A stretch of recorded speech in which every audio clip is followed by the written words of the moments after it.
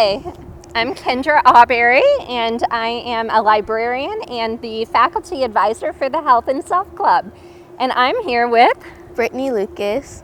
I'm an IRSC student, and I've been taking care of the garden for about a year, and today we'll be taking you on a tour with the lovely garden behind us. We are at the IRSC Pruitt Campus in Port St. Lucie, Florida. So we have 4 boxes, right? Yes, we do. Okay. We'll start in the first large box. On this end, we originally planted these tomato plants, but we had some wild peas that have begun to grow. And in the middle, we have green onions that we planted that are sprouting quite well. And along the side of the green onions, we have bell peppers and jalapenos growing, and again, another wild pea. And here's your favorite plant. My favorite plant of them all, cilantro, Why is it your favorite plant? because I'm allergic to it. She doesn't touch it. It's okay. And then we have a mint that was previously planted but refused to go away. They keep popping back, don't they? Yes, they do. Okay. And now here we have some lettuce that has grown Oh my quite gosh. beautifully. I know. We're ready for salad next week, right? We are. I We will know. begin harvesting these. I believe they're the most ready out of Yeah. everything. So, yeah, and we have some cilantro in this small pot growing as well. No. I'm thrilled with how the cilantro is growing because I've not had it take before, so this is pretty cool. Okay. Okay, this is our grand experiment, A right? grand experiment. Okay. Within the whole box, there are multiple different seeds, all of wildflowers such as daisies and Black-eyed Susan, I'm sure there's some coneflower, probably some sunflower of some sort. I can't wait for. I wish these would go a little bit quicker, right? It'll be really fun. so What did we want to plant last year and they wouldn't take? We planted them at the wrong time. we planted velvet sunflowers, and I know. unfortunately, they never bloomed, but I was very excited to see them. They were red ones, so we'll have to Reds. try that again. We'll have to try that again. We'll I do know. some more research. Yeah, we will.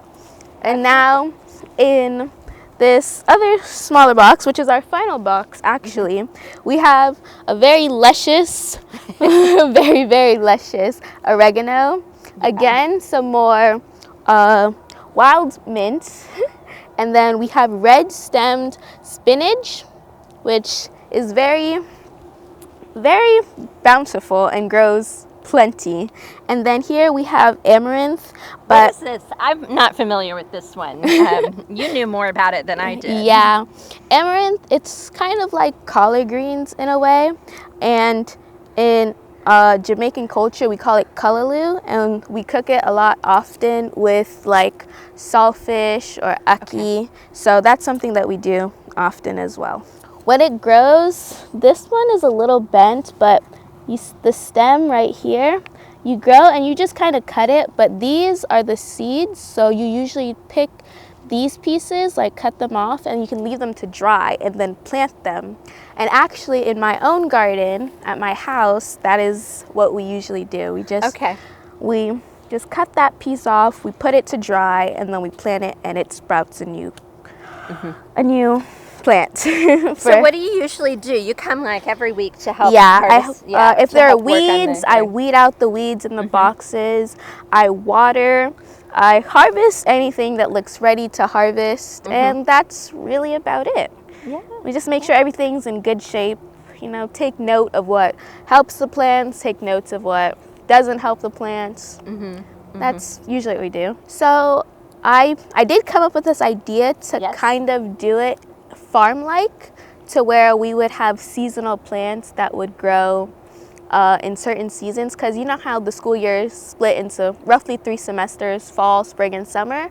So it was initially the thought that we would plant things that would grow within the fall semester and be harvested, then replant again in the spring to be harvested in the summer as well.